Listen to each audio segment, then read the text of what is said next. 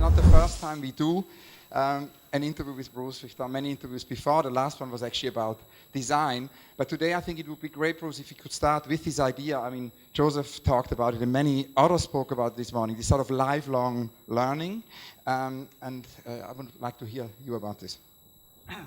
Well, I'm a skeptic there because you know, as a science fiction writer, I'm an autodidact, and most of us are. And you know, the besetting vice of our profession is just research, just sopping stuff up. And as Steve Jobs said, real art is ship. I mean, no, you're never going to get your education and then know what there is and then know it. That's not possible now. But eventually, you have to drive a few pitons into the mountainside. You actually have to do something, right? And not merely sort of hang around endlessly sopping up transdisciplinary erudition. You've got to actually create something or make some kind of model or sort of let things loose. So, my way of doing that was writing novels.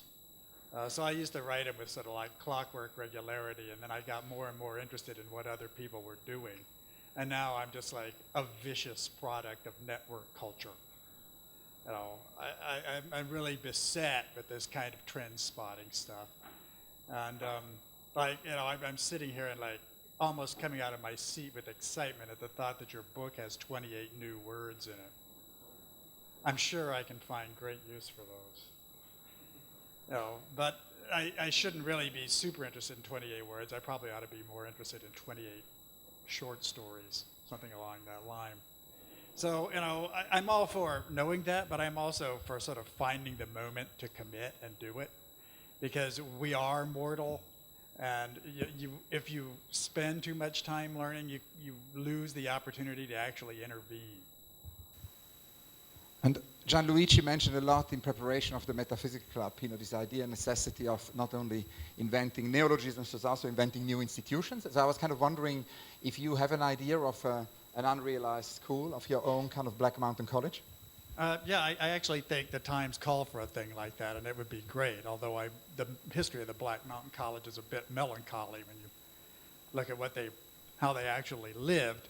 But, I think there's kind of a slider bar there of institutions of that kind, and the first would be one like yours, which is great. I mean, it's like bathing in sunshine in here, and it's quite like edge.org, which is kind of John Brockman's Club for Scientists, or the Global Business Network's Interesting People group when they were, very busy, or kind of the early Wired magazine Brain Trust, which had a lot of peculiar transdisciplinary stuff in it. It was super interesting. It got kind of a lot done. So, you can go from that and then go to futurist scenario work if you want to sort of go out and do the extreme present. I hang out with lots of corporate futurists. I sort of know how that's done, and it's educational. Actually, it's more like encounter therapy, but it's kind of educational. And then you can ramp that up and do a little design fiction. You can go be like Royal College of Art and go do the Dunn and Raby method and kind of do some critical objects, which kind of personify potential futures. Or you can push that up and then start your own make and do lab, where you're kind of doing experiments. You've also got the means of production under control, and you're okay, let's go ahead and see if we can do some of these, and see if our friends like them, or if they get any traction in social media, or if somebody wants to buy them. And then you can ramp up to the new dogma at MIT Media Lab under the command and control of Joey Ito, which is all about deploy or die. I mean, you're a student, but you got to put the thing on the internet, right? Yes, and I see Clemens grinning here, and and I'm in Clemens' camp. I don't want to torture students, but I'm not a teacher by nature. I got asked to do it and sort of did it on occasion because I usually learn stuff. But yeah, my students usually end up being slaves, really, of some project or scheme I have in mind. I don't really have a lot to teach them. It's more about the mutual exploration. But deploy or die, I think, is kind of the way forward. It's okay, you're going to do something, which is an intervention, and then you actually put it out there and see where it goes, who picks up on it, what kind of commentary it gets, and how much free labor you can crowdsource out of the people who are done by that. And then a little farther than that would be something like Kickstarter commercialization of the objects. We just go ahead and like try and make it a business. It's like, okay, I designed this thing in school and I did deploy it and people got really interested. So now I have to like put on my apron and my green eye shade and actually make them and ship them and deploy them and sort of get them out into the hands of the public and actually just like move directly from the academy into the means of production and distribution without ever actually entering capitalism, right? And somewhere at the far side of that would be the kind of planned community, which is, Black Mountain College, where like people just actually just drop out of society and go out and like build their drop city commune with the geodesic domes and kind of like, super studio it and go out there and just like cut all ties with the past and try to like build the ideal super present structure. Okay, that's completely out of vogue. It's just like a really weird thing to do. I mean, nobody in Europe would do that now. They would just inhabit dead industrial buildings and start doing weird stuff and the kind of wreckage of European industrialism, which is what I was doing last night when I was sleeping in a squat here in Milan. But the ruins of the unsustainable are the 21st century's frontier. It doesn't really have a fresh frontier where people go out and do nothing. But if I were to start a Black Mountain College, I would definitely look for a thing like that. It's like, okay, we're going to build a new island made of ground up coral sand in the middle of nowhere, and we're just going to like start over as if the rest of the world didn't exist.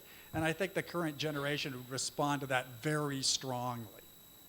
Just like, let's pretend that there never were any baby boomers, or that bankers don't exist, or there is no euro, and people would flock to that under the conditions of earthquake crisis. I don't know how the hell you would find people to pull that off. And like most communes, it would probably collapse quickly in kind of ideological quarrels, because that's what they do historically. But I think it's possible, and you might do one that did as well as Black Mountain College, which is, legendary now, but kind of hell to be in. I mean, a lot of design schools are hell to be in. That's how it is. But, to me it seems to me that seems feasible. From this possibility to another possibility is obviously, the way of working or doing things together. I mean, Rem Koolhaas was mentioned earlier today, and one of the things he always said is that, the best method of teaching is, and that's what the Harvard project did, is to basically collaborate with the students. And it's a co-authorship. It's not only a unilateral transmission. And in a way, something we're also trying to do with the 89 Plus project. So I was very curious to hear you talk about this, because you obviously collaborate a lot. You have in Torino this collaboration. There was a collaboration in London with Berg, and then Berg folded, and now it's a collaboration in Torino with Massimo Banzi, Davide Gombe, Lorenzo Romagnoli. So I was curious to hear more about that. Well, we do have a project there to build a house of the future, which is an unusual thing to do. I mean, it's very 1970s.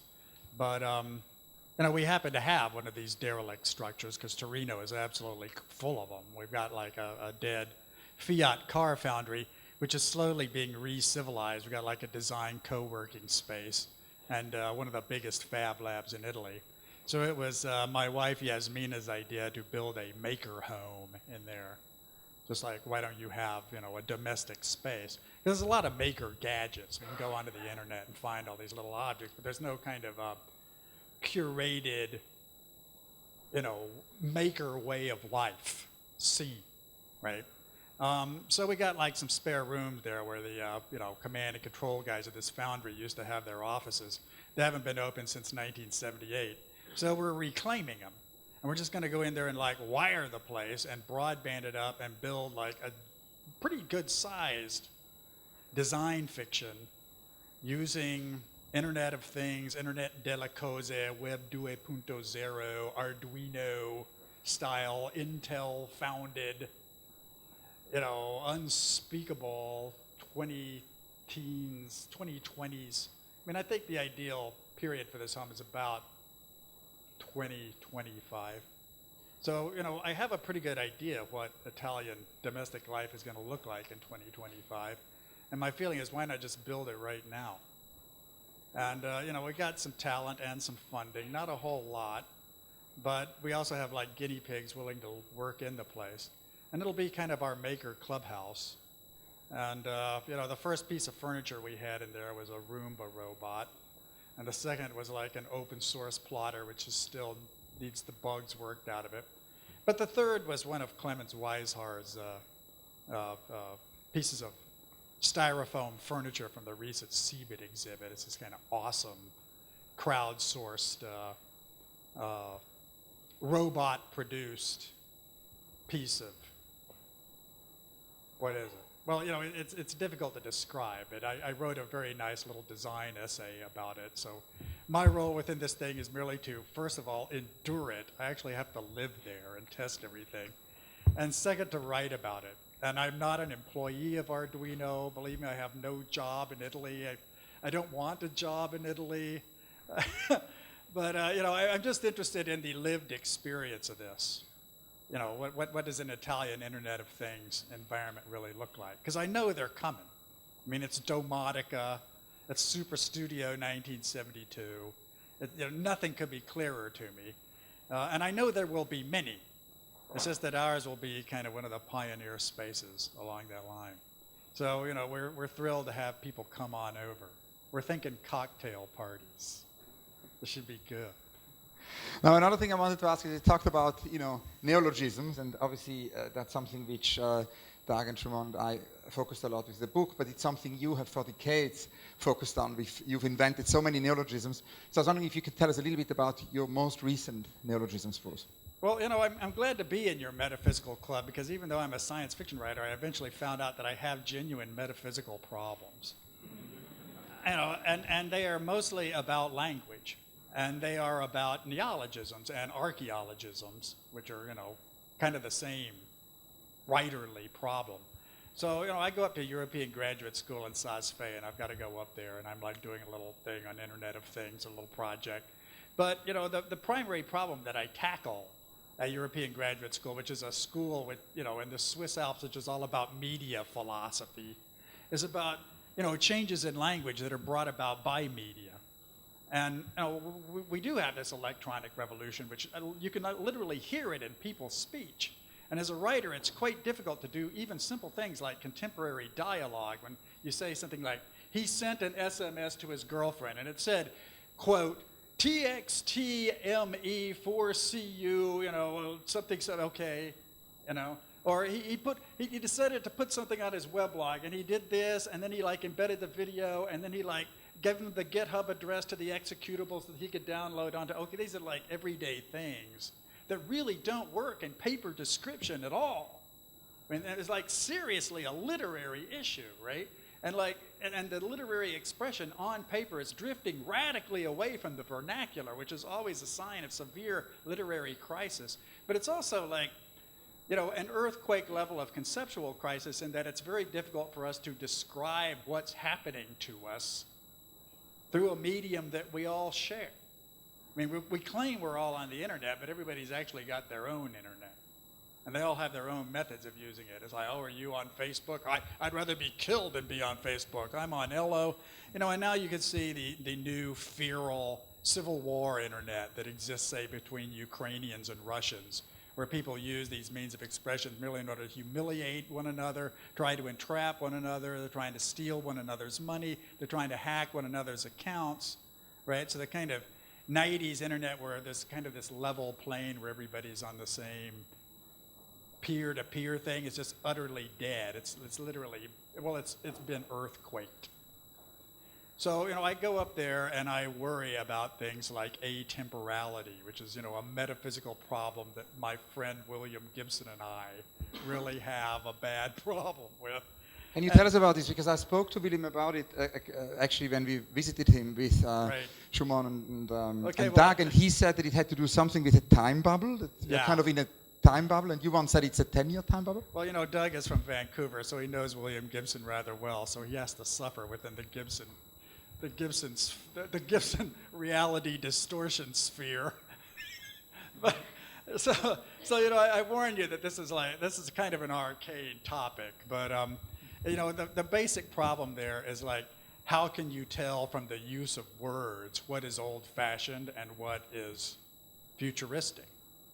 Because the things that are literarily futuristic do not map at all well to the lived experience of futurity, right? I mean, if you tell somebody about the future, you always say, well, in the year 2050, we're going to be zooming around in driverless cars. You don't say, in the year 2050, you're going to be 80 and near death and kind of, probably with bad eyesight and poor. Okay, a gerontologist would tell you that, but a futurist would never tell you that, right? I mean, some futurists will, like William Gibson will certainly tell you that, and I'm actually quite keen on the subject myself. But what really interests us is like rhetorical tricks by which we can make the old-fashioned seem futuristic, which is what steampunk is all about, or ways that you can drag a level of discourse which seems very arid, like cyber and programming, and involve it into a subculture so that you can perform cyberpunk or punk cyber, which nobody ever talked about because it didn't sound as sexy, but it's almost as good. You can sort of mix and match these levels of discourse, or things that seem futuristic, like computer programming, versus things that seem quite old-fashioned, like, say, European bohemian practice. So what do you get? Well, you get the cyber squat that we were in last night, where all these kids who haven't changed their political opinions in 50 years are in there talking about Bitcoin blockchains, because that's what's trendy. Although, alternative currencies in the underground are at least 300 years old. So, we really take a scholarly interest in stuff like this. And I inflict stuff like this on my students, but only at the European Graduate School. It's not the sort of thing I would collar somebody on the street and start shouting about it. That really sounds like incipient madness. But I could show you things that I have written that use these techniques, and they can be very effective. Like, I could take the 28 new words you used and write a story set in 1875 that uses all those concepts, and that story would be dynamite. I mean, it would really, wreck people's heads. It would be a real, Stanislav Lem spearhead of cognition, right? It would achieve Ballardian levels of cognitive distress, right? Because you know what you're doing. I mean, Ballard's saying in 67, look, I know it's freaking out here. I'm going to describe the present and disguise it as science fiction. Okay, William Gibson is the past master at that. Zero history, the peripheral, I wrote a book called A Good Old-Fashioned Future. It's all about this kind of oxymoronic deployment of language. But, it's not just language, because language is metaphysical. It's actually attempting to describe reality, right? So when you start using things like this, you actually break levels inside people's heads that suddenly they're imagining themselves doing things that they didn't know they were going to do before. And that's kind of the mental exhilaration of doing, work along that line. I mean, it's a shame that we're so dark in temperament, and that we can't use it to encourage people more. But we're creatures of the 1970s, and that was what it was like for us. Hopefully somebody younger and kind of with a cheerier disposition is going to find out how to do some of this, and it's really a very powerful technique. I mean, it's militarily powerful. There are people in East Ukraine right now who are science fiction writers, and also deputy defense ministers of breakaway republics who are just sitting around making up fake history. Fyodor Berezin, he's a career science fiction writer who's one of the main military figures in Novorussia. And not only do I know him, I commissioned him to write a short story for my new magazine for Technology Review. So yeah, he's an armed and militant science fiction writer who's sitting there busily rewriting history. It's like, Ukrainian? You were never Ukrainian. I was never called Fedor. I'm now Fyodor. I was always Fyodor. And they're pitchforking everything into the memory hole with 220 millimeter howitzers. It's a fascinating earthquake level thing to see. But in order to get people to buy into it, they have to do this Balkan history breakage routine where suddenly 1912 to 1916 is a living thing. It's all about World War I again. And they make up their own costumes. They get the internet to make their own fake badges. They're like Ukrainian military steampunks. and killing people. 1 million UNHCR refugees, towns in ruin, aflame, burning, artillery barrages. It's worse than Yugoslavia in some areas, but really bad and like thoroughly implicated in this kind of metaphysical leisure domain that I'm describing. Their armed atemporality, especially Gherkin and Berezin. I mean, Gherkin, well, I could go on all day about these guys, and I'd probably get shot for it, because they're seriously dangerous men, okay? They're like Motorola, Commander Motorola of the Sparta Battalion, fantastic Ukrainian warlord. So 2015. I research his stuff every day.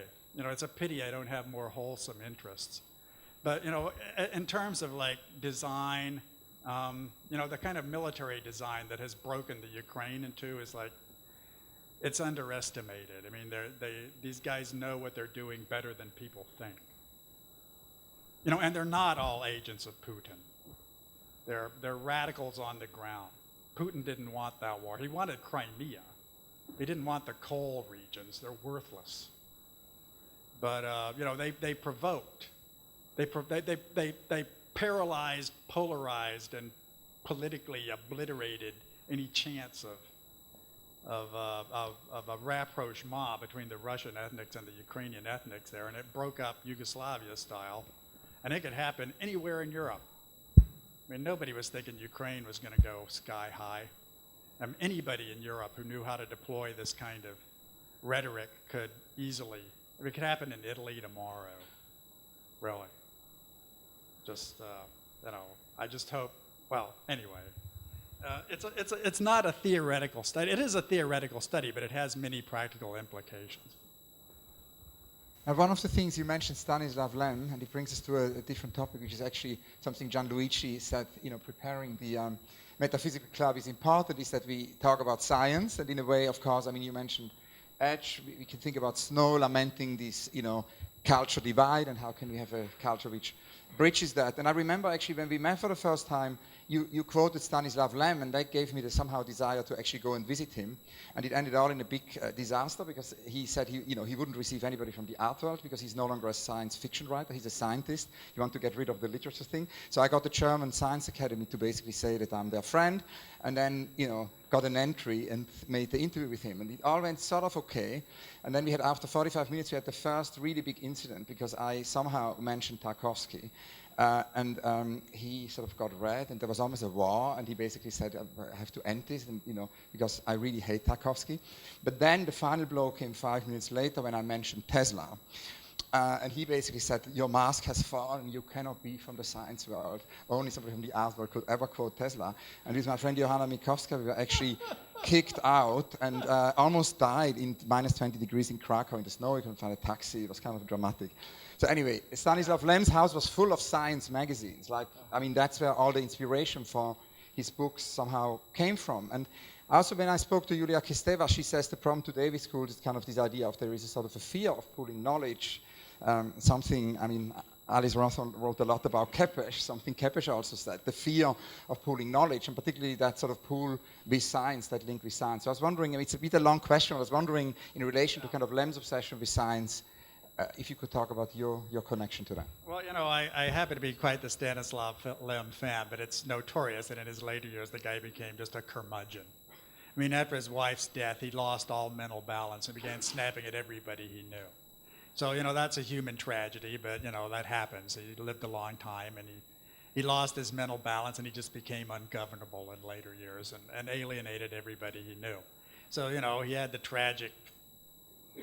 He was a genius, an extremely intelligent man, but, a guy who had difficulty forming relationships and ended up just pushing away everybody who wasn't going to help him. And, at the end, he just ends up endlessly carrying out what he claims are scientific studies, where he simply rereads the same medical textbooks over and over again. Okay, that fate could be waiting for anybody. I don't blame him for it. It's like senility, it's a human tragedy. It's a pity that you had to go get flamed by Stanislav, but you were not the first, believe me. I once went to the Polish National Science Fiction Convention. Of course, Lem is from Poland. I'm like, so, Stanislav Lem, literary genius, published in 80 countries. You guys must be mighty proud. It was as if a black cloud had come over the room. Every Pole in the room went silent. I thought, okay, this is just not going to work out. So, yeah, he became a crank, and it was a pity. But he wrote some very good books while he was sane. And, he went through enough trauma in his life to, justify anybody kind of cracking up from post-traumatic stress. I mean, it's difficult to have the level of intelligence that Lem did. It's very alienating. You can't have just like a friendly chat with a taxi driver when you're Stanislav Lem. Well, it's a shame, because you actually get a lot out of that as a human being, and that was just not within the guy's repertoire. And, a lot of science fiction writers are like him, but very few are so like that. I mean, he was really a standout figure in our field. So, in terms of the relationship with science, I think the business of that has changed quite a lot. And it's mostly because the art world and the science world are both under radical attack, persistent attack by religious fundamentalists. I mean, basically, they've got pyres waiting for both of us. So if you go to a scientist now and you say some kindly remark about preserving their funding, they immediately get very friendly. And, as a science writer, I used to live through this. It used to go, you wanted to talk to a scientist, you go talk to the public relations department at his university, and then they would come in and allow you to say a few words or whatever. Okay, that day's completely gone now. Just hang out on social media with scientists, kind of send them a friendly note. So, I see you were at Yosemite. I was too. Now, how about that muon collider? They're happy to tell you anything. On the contrary, they actually need psychoanalysis and they need pep talk from people. So, there used to be kind of a weird thing going on between scientists and science fiction writers, but, that's not really the case anymore. I mean, not only are scientists under siege, but most people who write fantasy novels and make big money don't really write about science at all. They write about Game of Thrones or, Harry Potter or teenage vampire romances. And these are vastly more popular than the kind of, cerebral Lem-style popular science writing, which is kind of gone. So, can we bring it back? Well, you might, Edge.org does a lot of that. There are a few science fiction writers like myself who hang out on Edge.org, and we're in the Brockman circle, and we're have friends who are scientists or, go and do it. And there's some really good popular science magazine writing, and there's some pretty good, pop science websites. I think the time is right to kind of heal that snow split because the third party arrived. The Mujahideen are baying at the door. So, it doesn't really make a lot of sense for these two aspects of the academy, the sciences and the humanities to be at one another's throat over what's left of the turf. On the contrary, they ought to be forming some kind of union and just trying to make sure they're not all replaced by madrasas. Now, one thing I wanted to ask you to kind of talk a little bit more about the extreme present is we spoke with Jefferson about your great State of the World project together with Jon Lipkowski and Cory Doctorow, where you basically look very much at the extreme present in a quite similar way. Actually, we do it with the book. And there's lots of keywords recently about what that state of the world is right now. So I was wondering if you can, atemporality plays a role, but literary hacks of metaphysics, of history, the globalized domesticity, the cloud in the bedroom, the radiation ties in with the conversation we had with actually Joseph and Lorenza last night, many other things, the personalitical. So I was wondering if you can tell us a little bit about your things and the internet. Can you tell us a little bit about state of the world? What's the state of the world? Well, that's a tradition we have that dates back to the early days of Whole Earth. I see we have the Whole Earth thing here. So a Whole Earth magazine for which I used to write. In fact, I edited the very last issue of that magazine. Not the catalog, but the magazine that went along with it. They were broke. They had no money left. They were about to collapse. So they called me up and said, can you do the last issue? And I did. and it then died. And it's not the only magazine I've killed by being made editor of it, by the way. So so the last issue of that was like super, bright green, kind of cyber green issue of Whole Earth, and then they collapsed. But they left behind their electronic bulletin board, which is the Whole Earth Electronic Link, or the WELL. So the WELL has a very ancient electronic tribe that hangs out on it. And of course I was there, and I'm still bruces@well.com. If you want to send me email, I'm on the WELL, and would not dream of using Gmail, Facebook, Apple.com, Amazon, or Microsoft. I mean, under no circumstances. They're the new three initial corporations. So, I'm very happy to be on the WELL. And then every year we have this thing on the WELL where me and friends gather and kind of engage in semi-public chatter about what has changed since the last time we were there. And it's almost in a private idiolect. I mean, you really have to kind of be there, to have been there to understand what we're getting at. I mean, I think it's actually pretty easy to do state-of-the-world things, but you just need to understand the audience. If it's an audience of electricians, their state of the world involves electricity. Now, really. And you can name drop a few other things, but it's much better if you just tell them what electricity was like last year and what electricity might be like next year. And, that's actually a pretty easy thing to do as a journalist or futurist. It's a pretty simple matter. So, there are areas where I do that where I'm very straight about it and really trying to inform the public.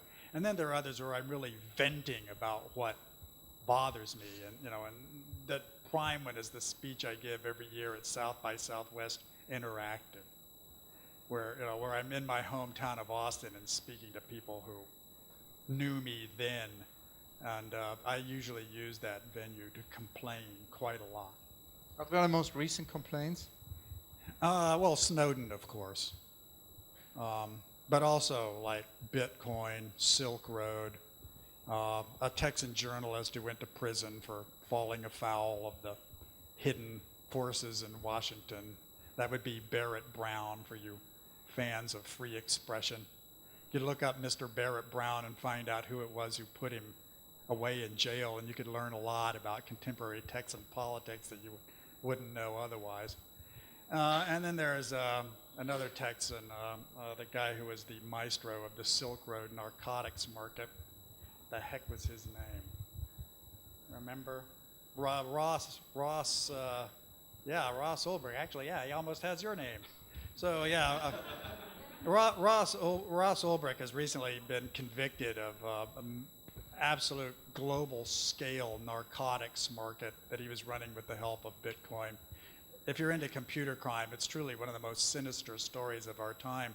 And recently, the two federal agents who got him put in jail were also both indicted and will undergo trial for stealing a lot of money from this gigantic narcotics market.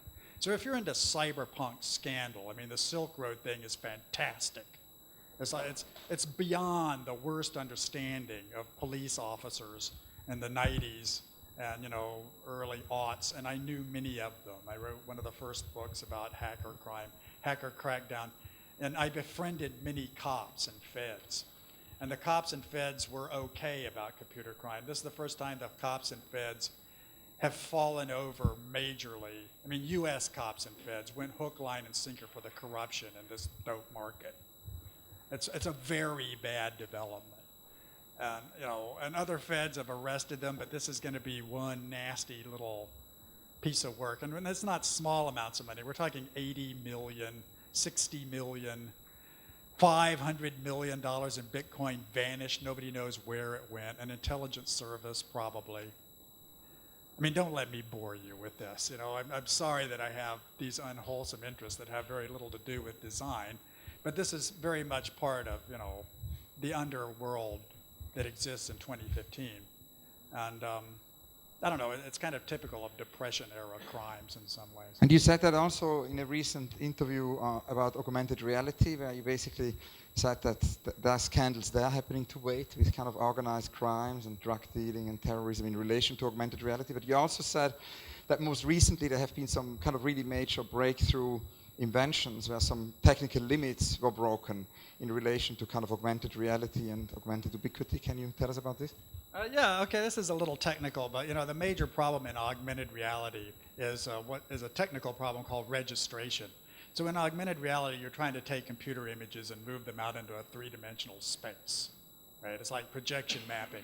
So the problem is, if I'm going to like, you know, let's just say I'm going to like put a mask on Joseph Grima there, and I want it to fit right onto his head so he looks like somebody else. Okay, so I've got my projectors here, so that's not the problem. The problem comes when I walk around behind him, right? Because the projection's hitting from here, and that works for me, but then what happens when I go over there, right? So he has to be mapped precisely in 3 dimensions, and if he turns his head or blinks his eyes, it has to turn his, you know, it has to keep up with these micro movements on him, right? So traditionally, augmented reality was just sort of like little cartoons, kind of popping around, floaties they used to call them.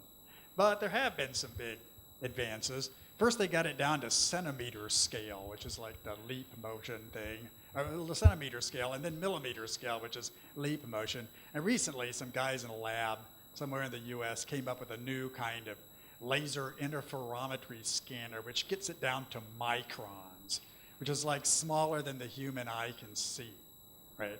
So now I can actually attach things theoretically. I can attach visions onto real objects in a scale that's too small for any human being to notice. Now I've still got the animation problem, like how do I move around and how do I keep up with motions and so forth. But registration was considered the major technical problem in augmented reality, and it's really been cracked. So, you know, I could do it in an instrumented space. There are guys in like Oblong Industry in LA where you can walk in and they've got cameras in all 4 sides of the room. They do special effects for LA. I've been in that room. You can like hold your arm out. Stuff is just kind of mapped. It's I don't know, Star Trek replicator style environment. The difficulty is going out and doing it in the sunshine, wandering around with a head-mounted device. I mean, the major crimes have not come into augmented reality because it hasn't really become a mainstream medium. I mean, if it ever is, of course there will be porn, mafia, drug dealing, extortion, you know, whatever, spying, voyeurism. I mean, the entire host of human evils we brought with us onto the internet is going to come along into this other medium. I can absolutely promise you. I'd like to ask Bruce if is education stupid, or, you know, this beautiful there's this beautiful neologism which is a mix-up of stupid and smart. Yeah, I love that neologism, but you know, I always felt like an education is what you got when you forgot all your lessons. Right? When you're an educated guy, not because you remember calculus from Calculus C, but because you now behave like somebody who's been through that experience. And it is mostly a social experience. And you know, I think the education one gets in school is mostly from your fellow students.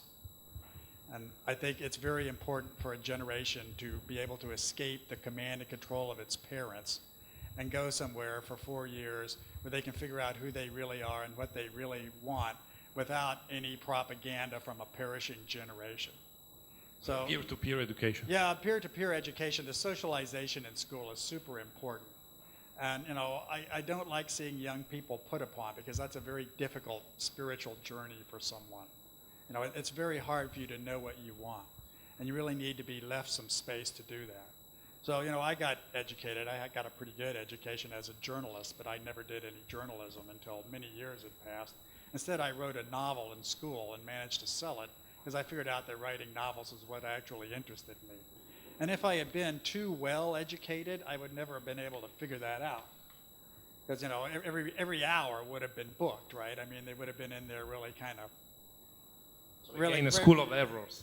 Yeah, well, you need to leave people some intellectual freedom within the academy. You know, they need to be able to sort of like breathe, you know, and like not be subjected to relentless market pressure or relentless information pressure. They really need, you know, romance and some parties and to sort of like try on new clothes and, you know, meet people they haven't met before, kind of go out on long school trips. You know, these are the kinds of things that actually allow the human psyche to breathe. And at the end of that experience, you actually do have an educated person, as opposed to some kind of grad grind who's been like crushed down to, you know, to a point where he can parrot exactly what he said. And there are many civilizations where that worked very well, but for most civilizations, most people were not educated. Only an elite were educated, and it was more like a military indoctrination. Got two last very quick questions. When actually about the future generation or the next generation, you said something really optimistic the other day after a kind of Ars Electronica jury, where you sort of said you see all this amazing tech work, and it's something we also observe with Simon Castet, with 89 Plus. There's an amazing new generation. As Ryan Carton says, there is this amazing new generation, born in the 90s, which is emerging now. So I wanted to ask you a little bit what you meant by that, by Ars Electronica experience, and you said, we might be in a tech art silver age. Oh yeah, well, that's certainly true. I mean, the prices to do any kind of cool electronic rubbish you want to do have crashed drastically, and you can learn pretty much anything you want. So if you want to do some kind of thing that would have been considered absolutely mind-blowing in 1975, you can do it for $25 now. So yeah, I mean the windows are open there. People like it. I'm very keen on tech art. I really think that's great. That's not why I'm kind of pleased about future prospects. What really interests me is stuff like the 22nd century, which has absolutely no rhetoric. I mean, in the 20th century, everybody was always talking about the 21st century and what was supposed to happen. But if you do a Google search on the 22nd century, nobody even discusses it. And it's like one human lifetime away. If you're a woman and you're born now and you live the normal span of 85, you're going to enter the 22nd century, not for very long. But the fact that we don't think about it and don't really say what it is at all is like an enormous blank slate. Like we can actually do freaking anything. I mean, somebody can, young people can. If I were a young person, that would be the one thing that cheered me up most. The baby boomers never talk about the 22nd century.